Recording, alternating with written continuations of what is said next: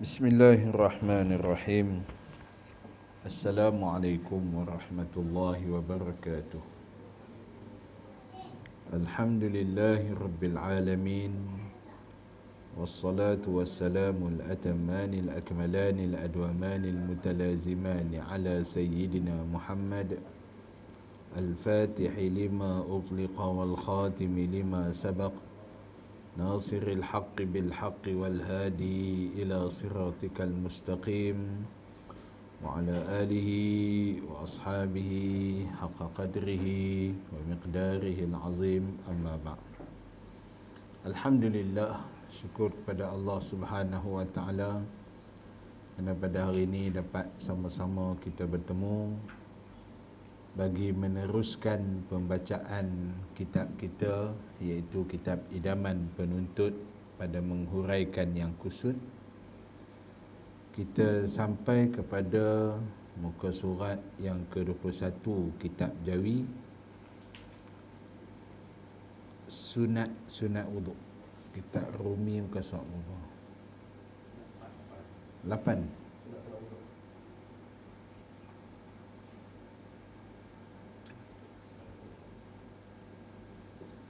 Kitab Rumi muka surat 8, kitab Jawi muka surat 21 membicarakan berkenaan dengan sunat-sunat wuduk. Qala al-muallif rahimahullah ta'ala wa nafa'na bi'ulumihi fid darain amin. Qala, yang pertama, membaca bismillahirrahmanirrahim waktu hendak memulakan basuh tapak tangan. Sunat membaca a'udzubillahi minasyaitanirrajim lebih dahulu. Kalau suka, elok ditambah selepas bismillahirrahmanirrahim tadi baca alhamdulillahi ala ni'matil islam, alhamdulillahi ala al-islami wa ni'matihi, alhamdulillahilladzi ja'ala al-ma'a tahura wal islama nura, rabbi a'udzu bika min hamazati syayatin wa a'udzu bika rabbi an yahdurun. Artinya, segala puji bagi Allah kerana telah mengurniakan kami agama Islam dan nikmatnya. Segala puji bagi Allah yang telah menjadikan ayat untuk buat suci dan menjadikan Islam itu cahaya. Wahai Tuhanku, aku berlindung denganmu daripada godaan syaitan dan aku berlindung denganmu daripada mereka hendak hampir dengan aku. Jika tinggal membaca bismillah pada permulaannya sekalipun sengaja, sunat dibaca pada pertengahannya, tetapi tidaklah dituntut membacanya lagi apabila telah selesai wuduk. Baik, tuan-tuan yang dirahmati Allah Subhanahu wa taala sekalian, kita membicarakan berkenaan dengan sunat-sunat wuduk, yang mana sunat-sunat wuduk ini adalah benda yang, kalau kita katakan benda sunat ni, dia bukan wajib. Bukan wajib ni maksudnya kalau buat tak apa, kalau tak buat pun tak apa. Tetapi sebab apa diletakkan sesuatu benda itu dikatakan sunat? Sebab apa dikatakan sesuatu itu sunat? Kerana sunat ni adalah satu benda yang lebih. Sunat ni benda yang lebih. Bila mana kita katakan benda yang lebih, itu sebenarnya lebih afdal ataupun terbaik. Kalau kita kata wajib, wajib ni benda yang mesti. Wajib benda tu mesti. Kalau lebih, itu dinamakan sunat. Contoh tuan-tuan, kita ni kalau nak ikut wajibnya tuan-tuan, nak ikut wajib, makan nasi satu genggam pun cukup lah, tu wajib. Tapi yang makan sepinggan tu sebab sunat. Kan macam mana? Oh, rupanya macam tu. Alah, kalau makan ni, kalaulah kita kata makan, kita puasa, buka puasa, kalau yang wajib tu minum air seteguk, kurma 3 biji, tu wajib. Yang kita makan lebih-lebih tu semua sunat. Okey.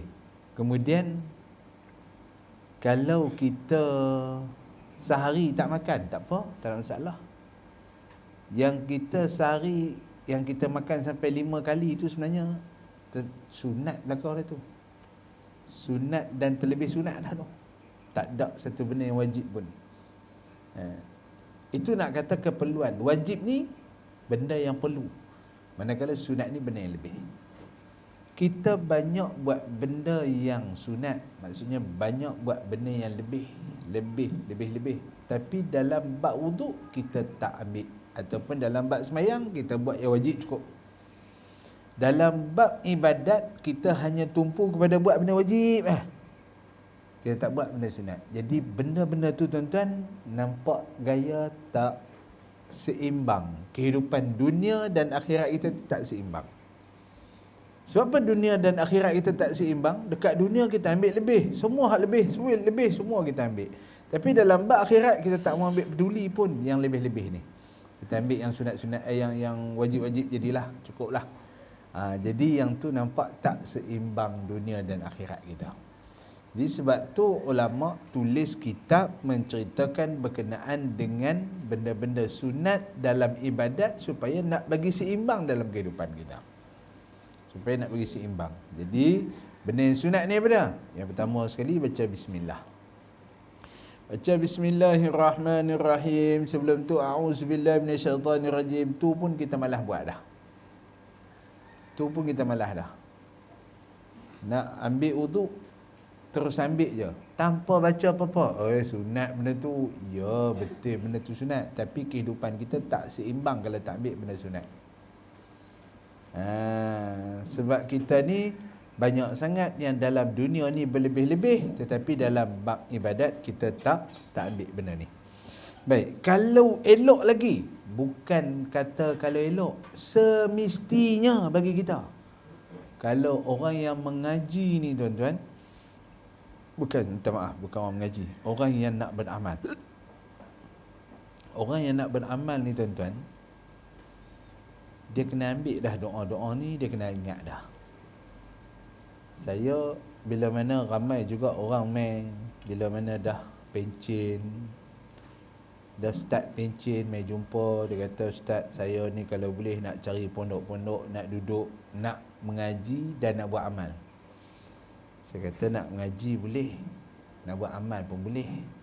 Tapi seriau takut apa? Bila mana kita ajak bagi tahu buat macam ni, buat macam ni, lagi kata tak larat ustaz nak buat ramai.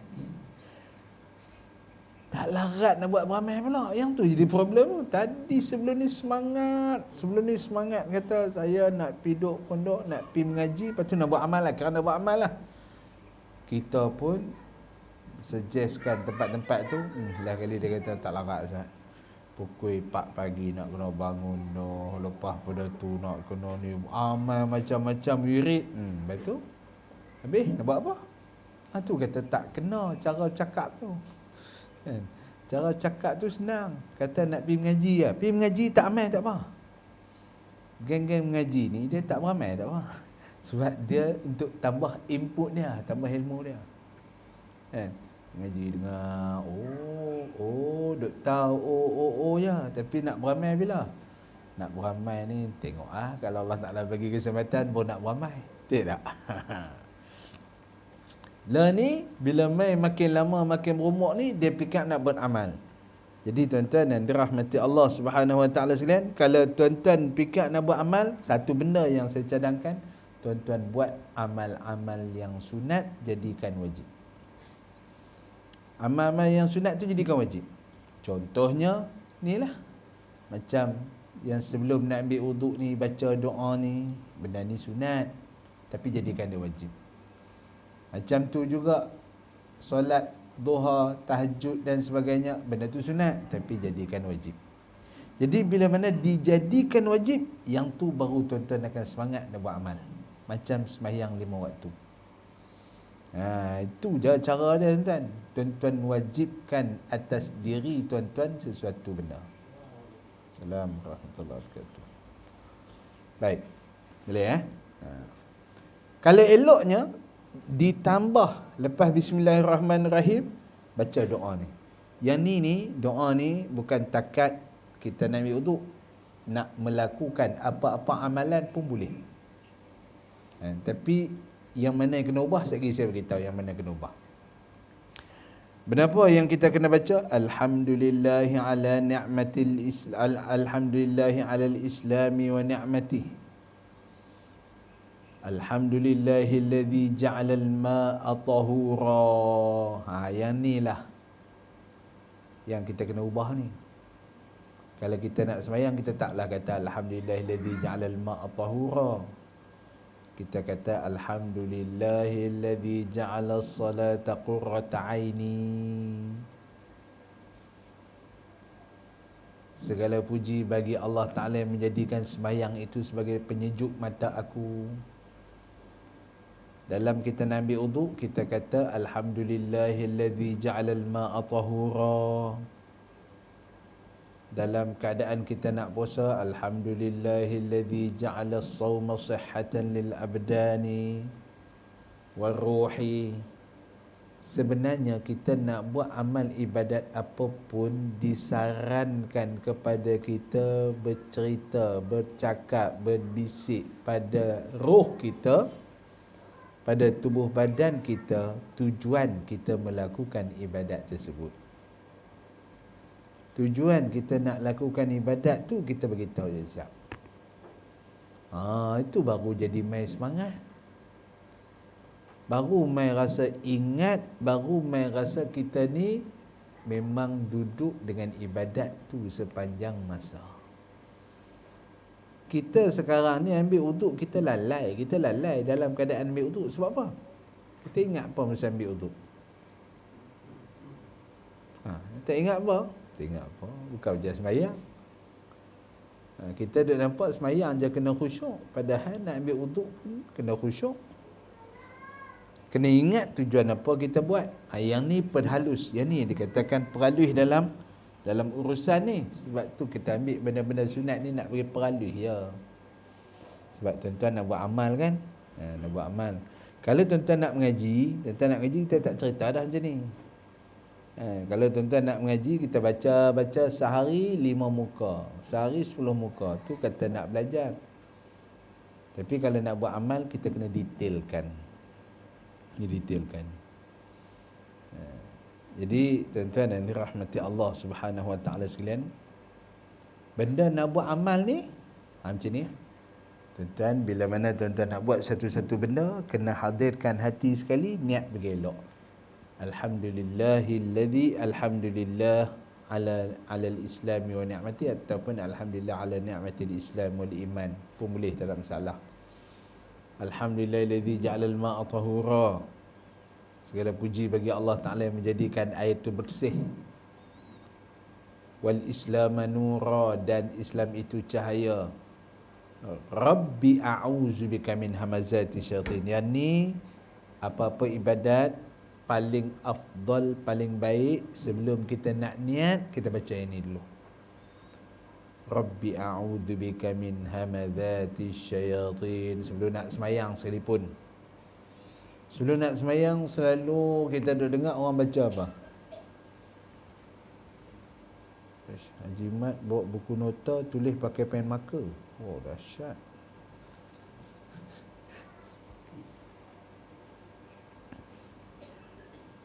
Haji Mat tulis nota pakai pen marker? Oh, boleh. Okey. Oh, pen tak ada? Alamak, pinjam kat Ustaz Arun tu. Pinjam pen dah. Baik, Allahumma salli ala sayyidina Muhammad. Sebelum kita semayang, selalu orang baca apa? Qul a'udzu birabbin nas. Lagi orang baca apa lagi? Allahumma inni apa? Rabbi a'udzubika min hamadzati syayatin.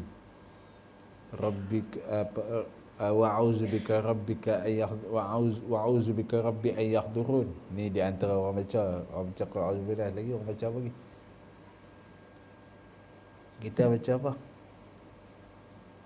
Kita tak baca apa, mayang gitu je. Syaitan dengan syaitan. Syaitan seorang, syaitan ramai. syaitan tu ramai. Kalau kita nak minta lindung daripada banyak syaitan, syaitan.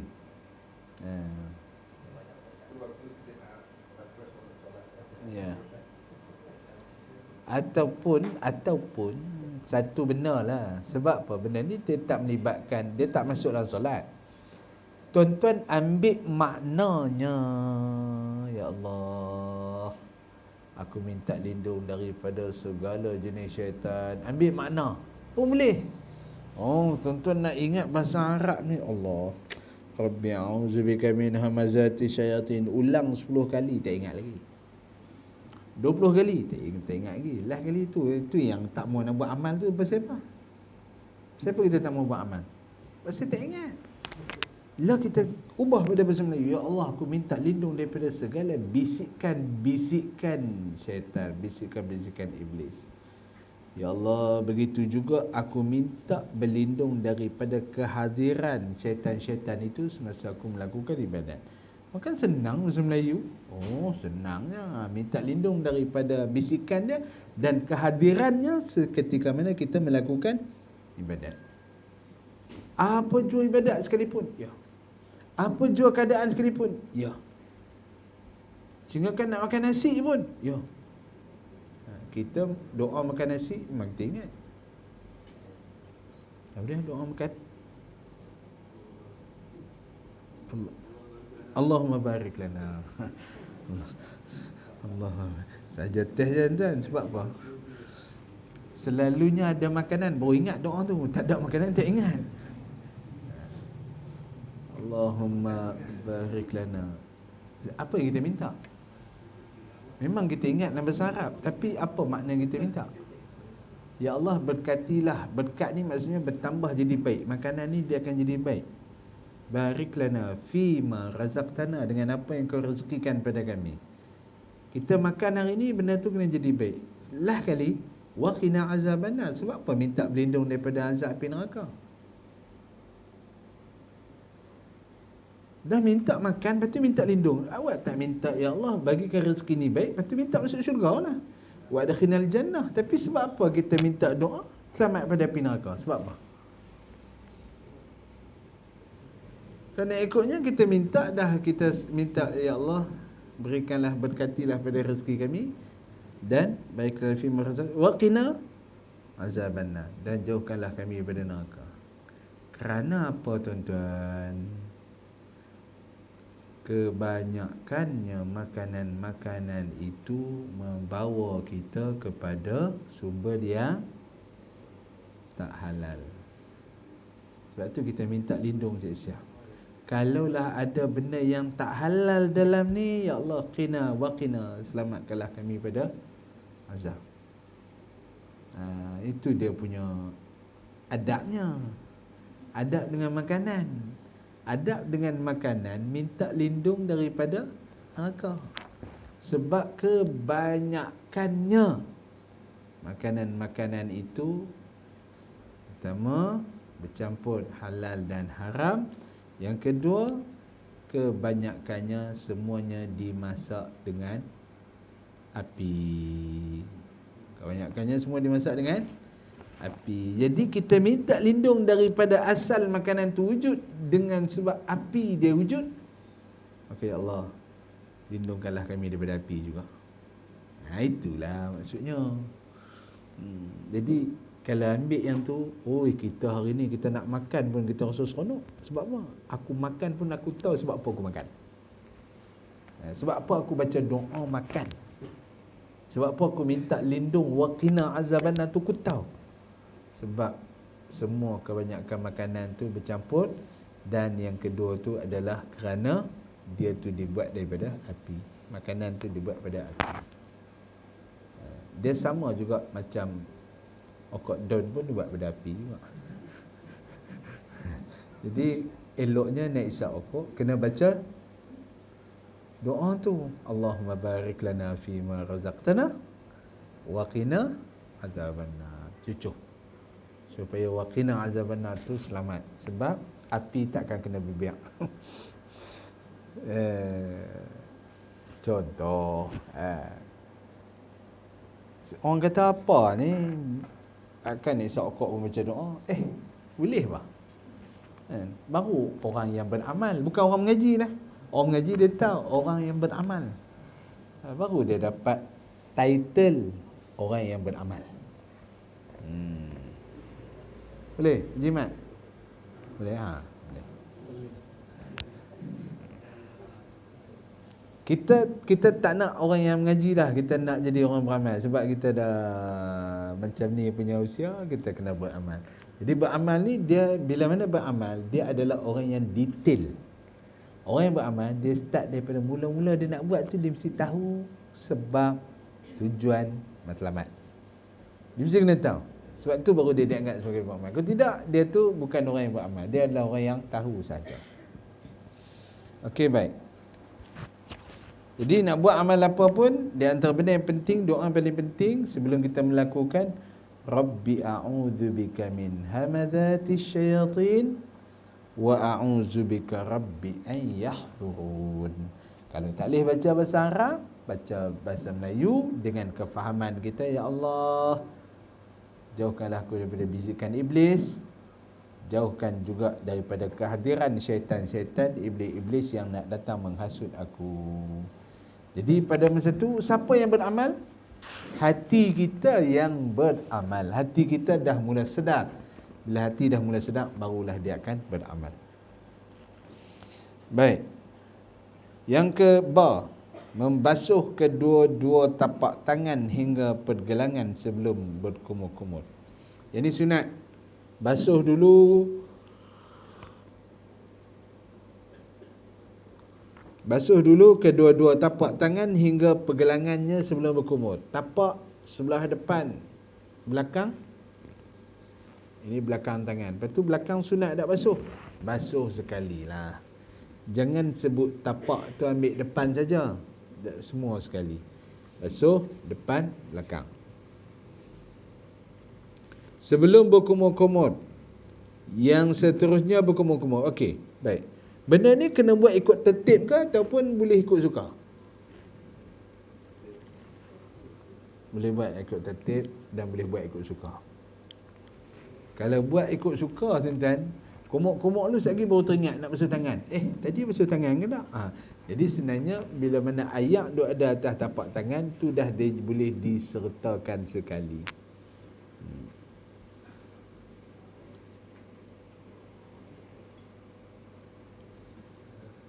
Ada seorang budak tu dia tegak tok dia nak ambil wuduk. Tegak mak dia ambil wuduk salah. Dia kata tok tak buat macam tu pun. Habis tok buat je lah. Tok sebelum kumur-kumur dia buang gigi dulu. Dia buang gigi dulu, lepas tu baru dia kumur-kumur. Ataupun masa dia kumur-kumur buang gigi sebab dia tengok mak dia tak buang gigi pun. Allahumma salli ala sayyidina Muhammad.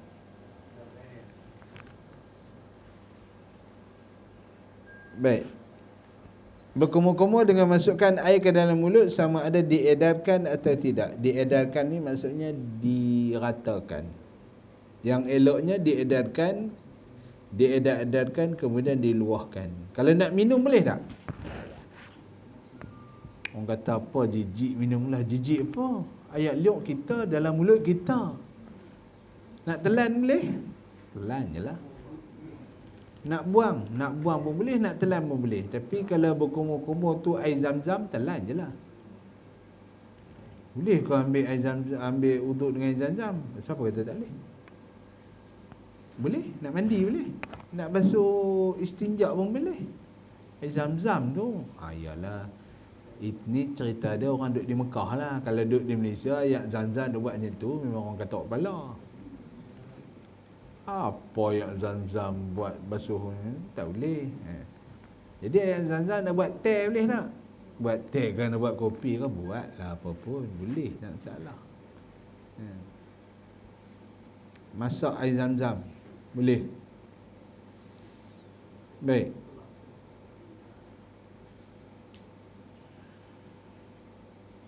Berkumur-kumur, kalau kita nak telan pun boleh. Kalau ni kita buangkan. menyedut air ke dalam hidung, sedut air dalam hidung. Sama ada dihisap air itu ke pangkal hidung dan dikeluarkan atau tidak. Sedut masuk ke pangkal hidung. Hidung kita ni, tuan-tuan yang dirahmati Allah, yang ni bawah ni kita kata apa? Yang ni orang kata yang boleh bergerak kiri kanan ni orang kata apa? Rumah dia kono. Rumah. Apa dia orang kata apa? Yang ni kalau kita masukkan jari dalam ni, yang ni belum lagi membatalkan puasa. Korek tak hidung yang ada dalam kawasan ni, yang ni belum lagi membatalkan puasa. Sebab yang batal puasa apabila sampai dekat sini, sampai dekat ni, dekat dengan mata ni, yang ni ada tulang, ini ada tulang. Sini dikatakan pangkal hidung. Yang ni bila mana air dah sampai sini, yang ni yang bertulang ni, yang ni yang membatalkan kalau masuk dalam rongga. Yang ni hanya lubang. Ni lubang. Kita nak masukkan air dalam hidung tu masuk dalam kawasan mana? Masuk dalam kawasan ni sampai ke sini saja. Maksudnya jangan lebih. Kalau lebih nak sedut pun boleh. Tapi kalau takat dalam kawasan ni, ini dalam kawasan ni, sebab apa kena cuci dalam-dalam ni? Mungkin habuk-habuk yang masuk. Kalau tuan-tuan duduk di tanah yang padang pasir, angin tolak tu, mungkin masuk habuk-habuk dalam kawasan rongga, kawasan ni orang panggil apa? Kawasan hidung ni. Yang lembek ni, yang ni tidak dianggap pangkal hidung. Yang ni semua kawasan ni, kawasan lembek ni bukan lagi membatalkan puasa kalau masuk setakat ni. Yang masuk yang batalkan puasa ni setakat ni. Jadi kalau nak sedut masuk ke rongga, maka daripada sinilah yang kalau nak sedut, tarik lagi, dia akan masuk ke dalam pipi. Di belakang pipi kita ni tuan-tuan, belakang pipi kita ni ada lorong-lorong sinus. Dekat dahi dia ada lagi, dan masuk dalam melalui hidung, dia akan turun pergi sampai ke otak. Sampai ke otak yang ada di belakang. Ini connection hidung dengan otak. Kalau tuan-tuan buka, kalau kita lah, kalau kita rajin, kalau kita boleh buka, kita cuba buka kulit muka. Tuan-tuan, kalau tuan-tuan buka kulit muka, tuan-tuan akan nampak lorong-lorong dekat ni, bawah-bawah mata kita semua ni, ada lorong-lorong yang macam tu, yang disebut sebagai sinus. Okey, macam tu juga yang ada dekat kepala-kepala ni. Yang ni dia ada lorong laluan-laluan dia tu, lorong-lorong dia tu. Yang tersimpan balgam lendir-lendir yang ada simpan dalam ni, hingu siapa semua ni duduk dalam kawasan ni lah, rongga-rongga ni. Di belakang hidung ni kita tekan ni keras, belakang tu lagi banyak, macam-macam ada ni. Sebelum nak sampai ke otak ni, start daripada muka kita ni, buka-buka tu nampak tengkorak, belakang tengkorak tu, lapisan yang pertama tu macam-macam ada.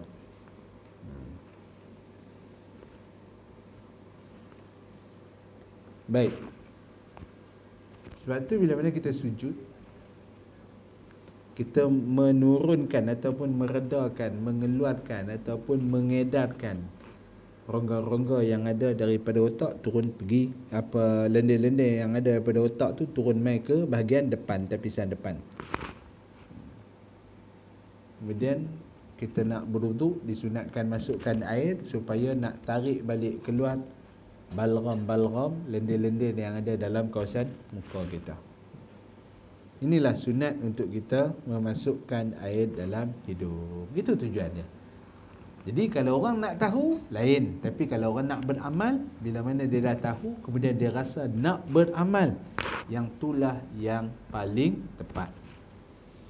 Dia tahu dan dia nak beramal, rupanya ada kelebihannya. Apa kelebihannya tuan-tuan? Membuang rongga-rongga, apa lendir-lendir yang ada, ulama sebut banyak kelebihannya. Di antaranya dia akan membuatkan seseorang itu cerdik. Tuan-tuan tahu macam mana orang aksiden tengok-tengok air ada dalam kepala. Main pada mana benda tu? Lendir tu main pada mana?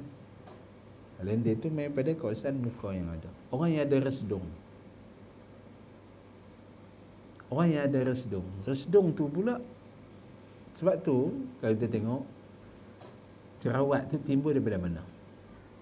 Kan, atas muka kan timbul tu. Dia hasil daripada apa yang ada di belakang tu, yang ada di belakang. Daripada kulit muka ni, apa yang ada di belakang tu. Resdung tu lendir yang cukup banyak yang ada dalam yang dikatakan rongga-rongga hidung. Kalau tuan-tuan, siapa yang makan cili kemudian dia akan berhingus setelah makan cili, makan pedas sikit, tom yum ke apa, nanti dia kena ada sediakan tisu. Sebab bukan dia berpeluh, peluh tu satu, ni hidung dia tu berhingus sebab ada problem lah dalam dia punya hidung. Saya ingat dia mungkin dia ada resdung dan sebagainya. Ada orang dia tak boleh makan seafood sekali dia akan bersin dan sebagainya. Itu juga di antara benda-benda yang dianggap masalah-masalah yang berkaitan dengan hidung. Jadi jalan penyelesaiannya, masukkan air dalam hidung ni di antara jalannya lah. Dulu masa sebelum pada Covid dulu, saya pun ada masalah ni, masalah hidung dia jadi berhingus. Hidung jadi berhingus, tapi diamalkan masuk air dalam hidung, istinsyak, tarik dia masuk sikit, naik masuk ke sini, masuk ke rongga dan sebagainya. Jadi sekarang ni dah boleh reda lah sikit, kurang sikit. Sampai hari tu saya, kalau nak ikutnya, saya kena buat satu operation dalam hidung ni. Operation untuk buang apa, ada rongga tu yang ada, dikatakan ada ulat, ada macam fungus dalam hidung. Jadi terpaksa kena buat operation. Tapi alhamdulillah hasil daripada buat benda-benda macam ni, dia hilang lah lama-lama. Tapi dia masih lagi ada. Fungus tu kalau nak ikutnya dia masih lagi ada. Kalau jolok kamera tengok pun tak nampak sebab dia terselindung. Kamera tu jolok, dia hanya boleh pergi betul, dia tak boleh pergi patah balik. Sebab benda tu dia ada dalam kawasan ni, dia nak kena patah balik tengok. Tapi dulu kalau bangkit pagi, muka dia akan bengkak sikit, tekan sini akan sakit. Tapi bila mana dah amalkan, yang pertama sekali berus gigi ataupun bersugi lah. Gigi bukan takat gigi saja, lidah, langit semua gosok, tu di antaranya. Kemudian istinsyak air, masukkan air dalam hidung sebelah kiri. Jadi benda tu lama-lama dia kurang. Tapi take time lah, ambil masa. Kalau buat operation lega. Kalau buat operation buang tu semua selesai lah. Jadi kalau kita tak buat operation tu, nak kena ambil masa lah untuk rawatan tersebut. Tu yang boleh cerita tu, hidung kita tu ada benda apa. Sebab pergi jumpa doktor dah, doktor kata kalau nak buat ni operation dia 4 jam ataupun 3 jam, tapi tak sedar lah. Tak sedar tu lain-lain kali tak jadi. Dia akan tidurkan. Sebab walaupun 3-4 jam, yalah dia nak buang fungus, bukan fungus, dia nak buang lorong-lorong hidung tu, dia nak buang. Dia kata ya, aku buat cara lain. Macam tu juga orang yang ada resdung boleh juga buang. Sebab kita punya lendir-lendir yang masuk ni, tersimpan di kepala ni cukup banyak. Yang tersimpan dalam kepala ni cukup banyak. Sebab tu kita payah sikit, lembat sikit nak berfikir dan sebagainya. Sebab terlampau banyak sangat lendir-lendir yang ada dalam kawasan kepala. Berat sikit lah. Dia macam komputer lama, dia punya RAM itu kurang. Baik. Yang eloknya dicedok air itu ke dalam tapak tangan, dimasukkan separuh ke dalam mulut untuk berkumur dan separuhnya untuk disedut ke hidung. Kemudian lepas diedar dan diluahkan dari dalam mulut dan hembuskan nafas dari dalam hidung. Yang elok, yang afdal, dia kata air penuh dalam tapak tangan, sikit masuk mulut, sikit lagi masuk hidung. Tapi tapak tangan kita ni mungkin kecil kot, no? Tak besar mana. Mulut besar lagi. Nak buh dalam mulut lagi, habis hidung ada sikit lah, tak jadi. Jadi boleh buat dengan 2-3 cara. Macam mana nak buat? Tangan tu bukan duduk macam ni, tapi duduk macam ni. Duduk macam ni. Jari ke depan. Jari ke depan. Masukkan air dalam mulut sikit, kemudian yang selebihnya dihirup dengan hidung. Jadi tangan duduk macam tu. Kalau buat macam ni, tangan duduk macam ni, jari ke tepi, mungkin tak boleh banyak, wallah alam. Tapi kalau nak ikut apa yang saya tengok daripada guru-guru yang mengajarkan bagaimana nak ambil wuduk ikut cara Nabi, dia akan letakkan jari ke hadapan. Jari tu tolak ke hadapan. Dia akan tolak naik. Dia sedut daripada hidung tu, daripada sini. Macam tu. Jadi yang dimasukkan dalam mulut, kemudian yang selebihnya disedut daripada sini, daripada bawah ni. Dia tak sedut daripada tepi. Yang tu yang saya tengok. Jadi boleh nak sedut macam ni, boleh nak sedut macam ni pun boleh. Jari ke kiri ke ataupun ke kanan boleh, ataupun jari ke depan pun boleh. Macam mana pun boleh, tak ada masalah. Sebab Nabi berwuduk dia pakai teko. Teko yang kecil tu. Ataupun cupak.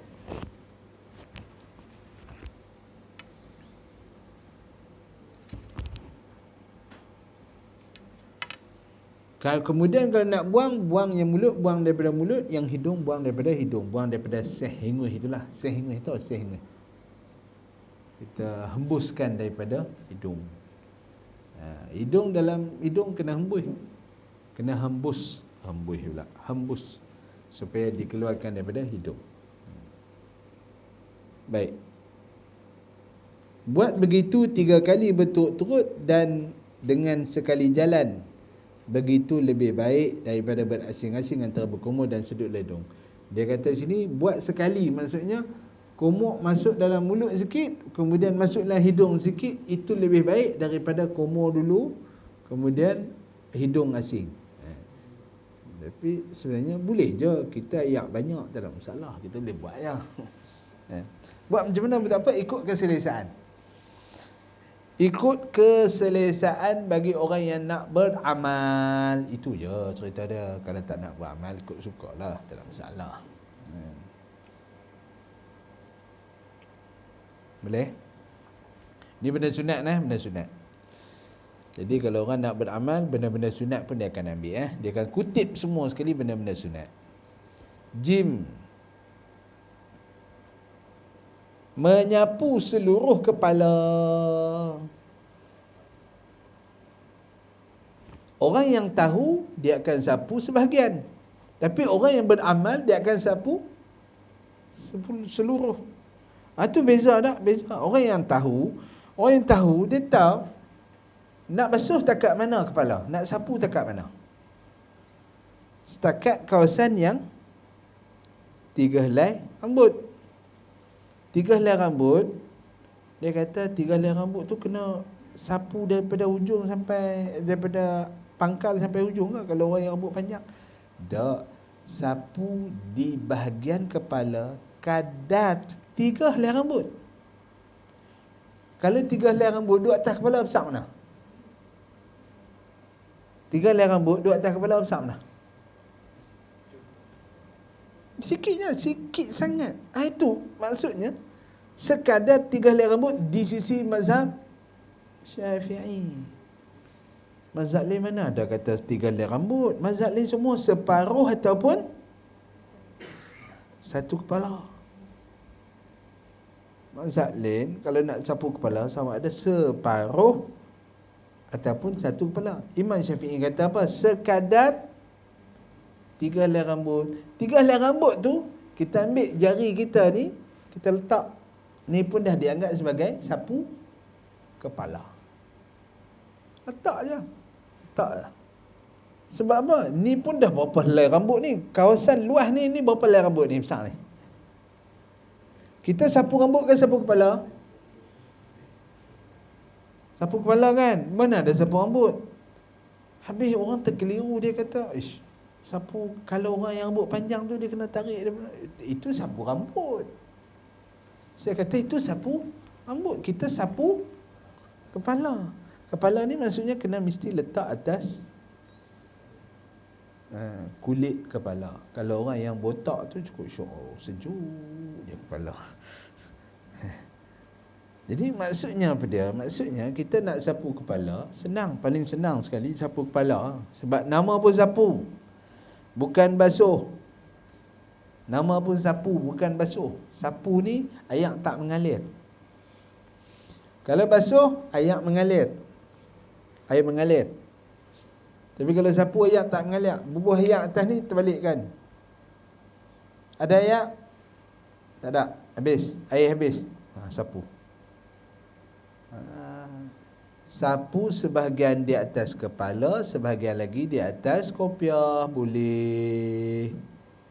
Tak masalah. Kalau Nabi sapu kepala, sapu keseluruhan kepala, kemudian ditarik pula, ditarik sebahagiannya di atas kopiah dan sebahagian lain di atas serbannya. Sapu ni bukan basuh. Itu cerita dia. Kalau kita nak beramal, kita akan beramal keseluruhan. Kita ambil sapu kepala tu, kita ambil semua. Jangan ambil sikit-sikit. Tapi kalau Ustaz, saya tak nak basah tudung, basah kopiah, sapu sikit pun jadi lah. Boleh, tak ada masalah. Tapi kalau nak beramal, dia tidak ada alasan. Itu je cerita dia. Kalau nak beramal, tak ada alasan, dia akan buat.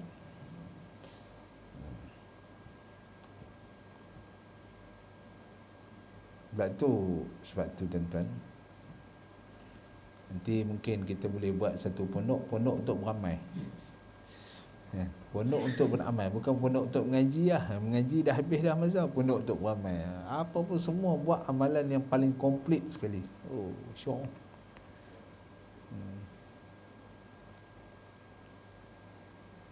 Menyapu seluruh kepala sekiranya orang yang berwuduk itu memakai serban atau songkok atau sebagainya dan ia tidak berkehendak membuka benda-benda itu setelah disapu sebahagian sedikit daripada kepalanya, memadai ia dapat sunat juga dengan menyapukan air ke atas serban atau songkok itu. Kalau dia tak mau buka, dia sapu sebahagian lagi di atas kopiah ataupun serban ataupun songkok. Sapu sikit dia di hadapan, kemudian diteruskan di atas kopiah ataupun serban ataupun songkok dan sebagainya. Tanjak pun boleh. Kalau orang pakai tanjak ada berlubang tengah, boh tengah tu je, tak ada masalah. Lagi senang. Dia kena bahagian depan ke? Tak. Sapu bahagian kepala ni tak kira depan ke belakang ke, tepi pun boleh, tepi pun boleh. Tepi tu mesti bukan bahagian muka nah, bahagian kepala. Belakang pun boleh. Aku tengok hang ambil yang semayang pelik . What? Hang tak sapu atas ni? Lah, aku sapu belakang. Boleh ke? Boleh. Nama pun kepala. Jangan sapu kepala lain sudah. Jangan sapu kepala lain, kepala lutut jangan. Kepala tumit jangan. Kepala hak duduk atas ni tak masalah, sapulah. Belakang ke, tengah ke, depan ke. Orang yang tak ada rambut tu lagi afdal. Lagi afdal macam mana? Dia kena kulit, betul-betul kena kulit. Orang yang ada rambut, dia sapu atas rambut.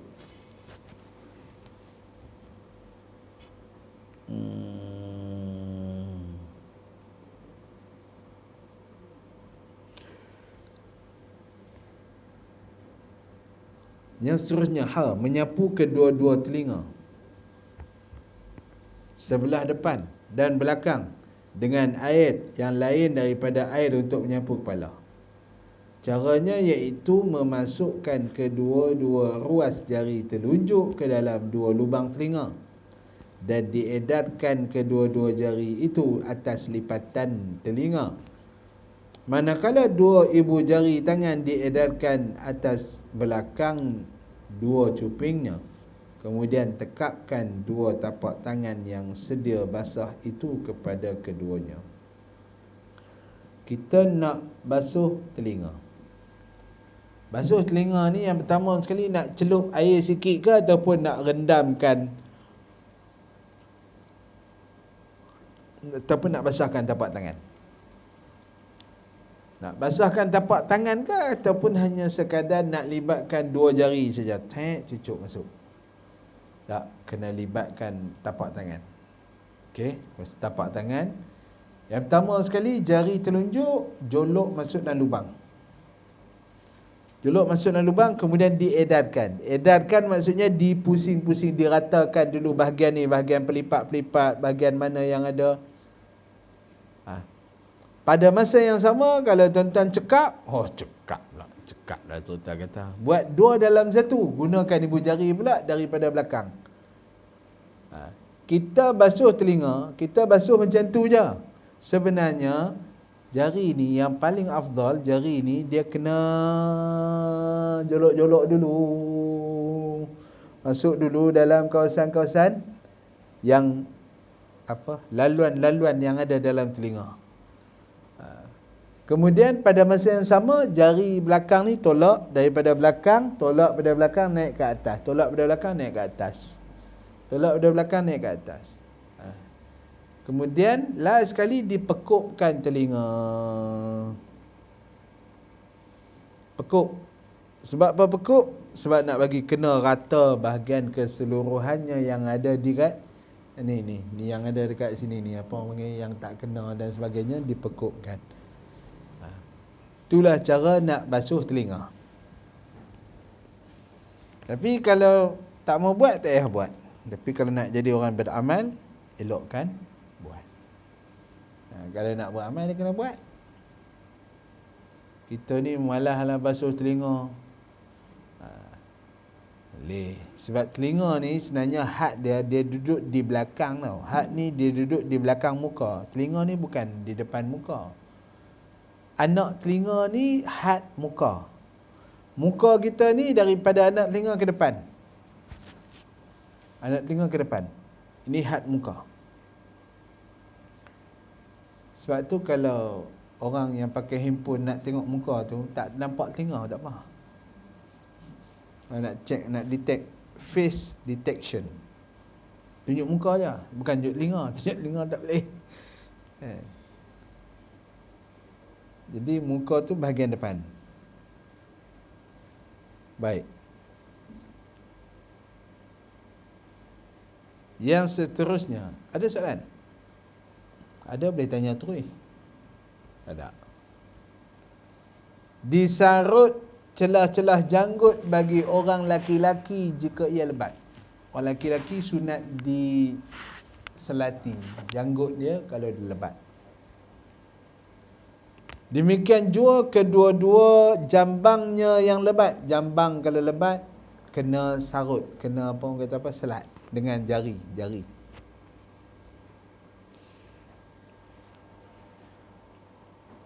Misai pun sama lah.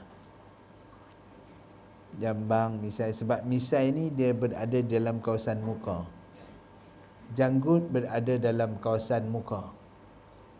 Jambang berada dalam kawasan muka. Ada budak-budak tanya, Ustaz, jam apa yang kadang orang pakai, kadang orang buang?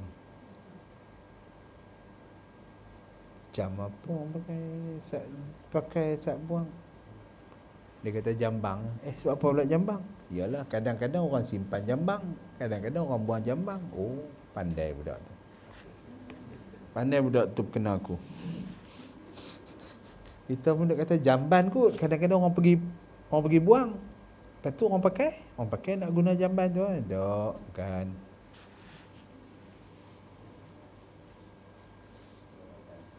Jabatan. Baik, Allahumma salli ala sayyidina Muhammad.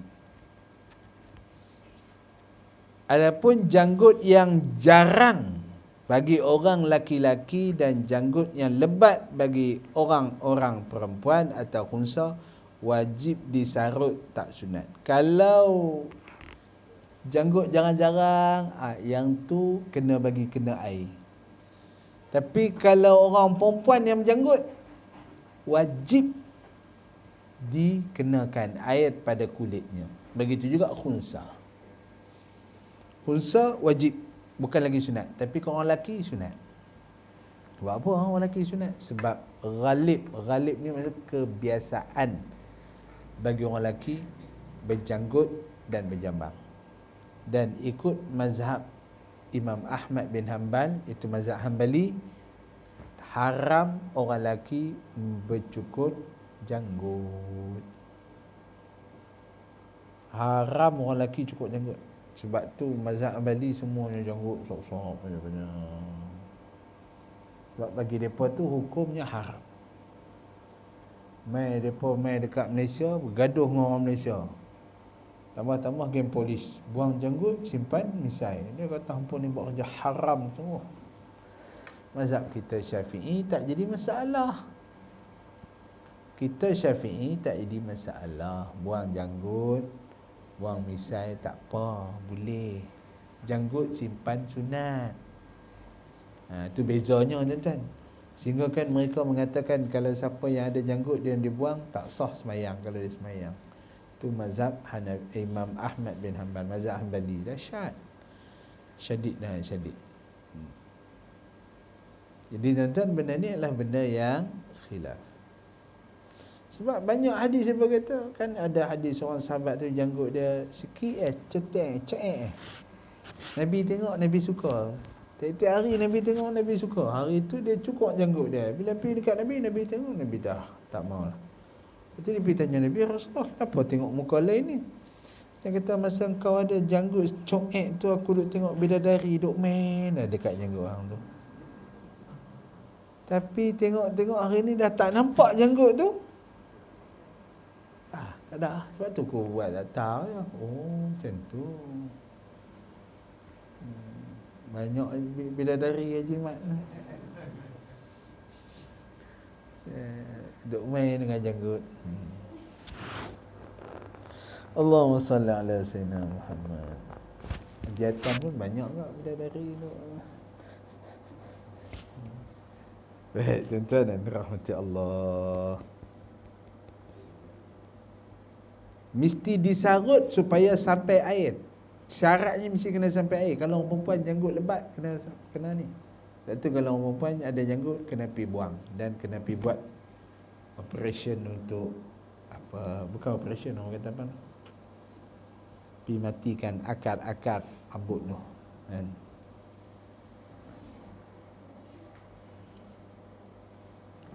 Iaitu dengan memasukkan jari di celah-celah dan di bawah janggut itu dengan jari kanan. Banyak lagi benda-benda sunat ni. Saya rasa saya kena berhenti dulu.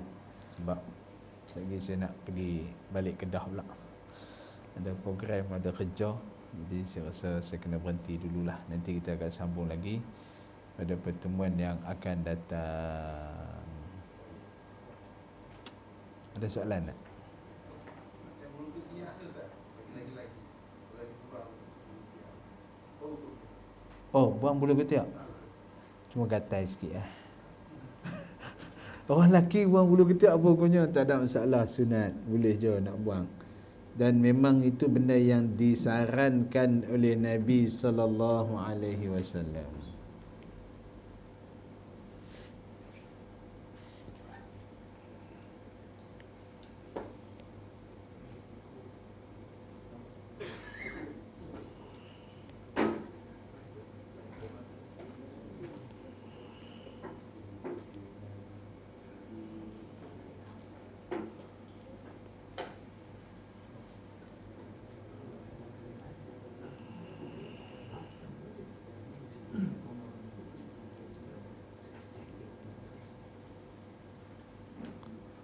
Allahumma salli ala sayyidina.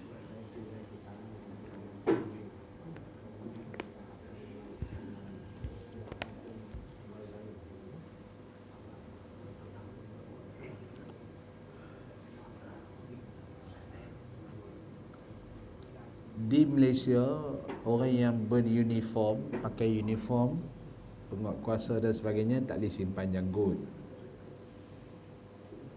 Ini syarat ikut British, tak boleh simpan janggut. Tapi kalau dekat negara Arab, mereka pakai uniform pun boleh simpan janggut, tak ada masalah.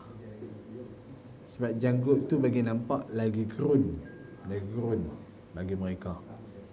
Tapi kita ni tak buang janggut, tinggal misai tebal-tebal, nampak lagi gerun. Tapi sebenarnya itu menyalahi sebenarnya. Tapi tak apalah, terpulanglah. Kita nak kata pun tak boleh. Sebab benda tu adalah benda yang tidak melibatkan apa hukum halal haram dan sebagainya. Wallahu a'lam. Maaf banyak-banyak, selalu kita berhenti pukul 10, tapi hari ni kena berhenti awal sikit. Kena ada, saya nak kena sampai ke Kedah sebelum pukul 4. Jadi perjalanan tu agak jauh sikit, jadi kena berhenti awal. Wallahu a'lam. Assalamualaikum warahmatullahi wabarakatuh. A'udzubillahi minasyaitonir rajim. Bismillahirrahmanirrahim. Allahumma faqihna fid din wa 'allimna at-ta'wil wa hdina siratal mustaqim siratal ladzina an'amta 'alaihim minan nabiyyin والصديقين والشهداء والصالحين وحسن أولئك رفيقا يا أرحم الراحمين واجعل لي لسان صدق في الآخرين وصلى الله على سيدنا محمد والحمد لله رب العالمين.